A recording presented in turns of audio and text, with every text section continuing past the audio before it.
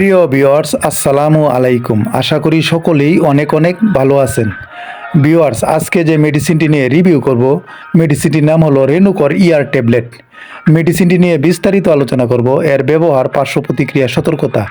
এই মেডিসিনটি কারা সেবন করতে পারবেন, কারা সেবন করতে পারবেন না, এছাড়াও মেডিসিনটির কোনো পার্শ্ব প্রতিক্রিয়া আছে কিনা, গর্ভ অবস্থায় স্তন্যদানকালে সেবন করা যাবে কিনা, বাজার মূল্য সহ বিস্তারিত আলোচনা করা হবে আজকের এই ভিডিওতে।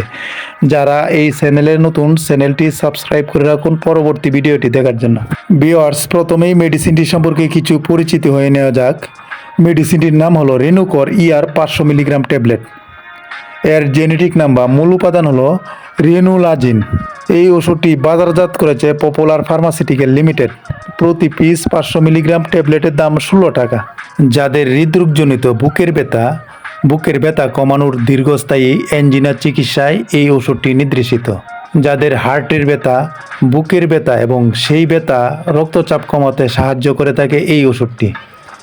যেমন ক্রনিক অ্যাঞ্জাইনা, এটি হলো এক ধরনের বুকের ব্যথা যা পূর্বে আবাসযোগ্য এবং দীর্ঘমেয়াদী পরিশ্রম বা চাপের সময় হৃৎপিণ্ডকে অপর্যাপ্ত রক্ত প্রবাহের কারণে ঘটে। সাধারণত বুকের চাপ বা চাপের অনুভূতি যা বিশ্রাম বা ঔষধের মাধ্যমে উপশম হয়।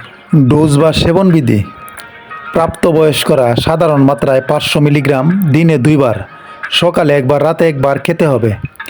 খালি পেটে অথবা ভরা পেটে দুইভাবেই খেতে পারবেন। প্রয়োজনে 1000 মিলিগ্রাম দিনে 2 বার।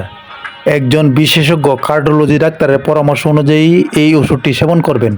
গর্ভ অবস্থায় স্তন্যদানকালে এর ব্যবহার: গর্ভ অবস্থায় প্রেগনেন্সি সি ক্যাটাগরির ওষুধ। একজন গাইনি বিশেষজ্ঞ ডাক্তারের পরামর্শ অনুযায়ী এই ওষুধটি সেবন করতে পারবেন। স্তন্যদানকালে এই ওষুধটির সঠিক কোনো তথ্য নেই।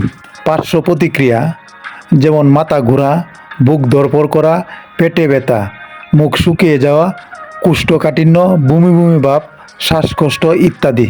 সতর্কতা: রেনুকর ইয়ার ট্যাবলেটটি যারা সেবন করবেন সতর্কতার সাথে সেবন করবেন। এটি খাওয়ার পরে ভারী যন্ত্রাংশ মাথায় বহন করা যাবে না। অ্যালকোহলজনিত কোনো কিছু সেবন করা যাবে না। আজ এ পর্যন্তই। ভিডিওটি দেখে যদি ভালো লেগে থাকে অবশ্যই চ্যানেলটি সাবস্ক্রাইব করে রাখুন পরবর্তী ভিডিওটি দেখার জন্য। আসসালামু আলাইকুম।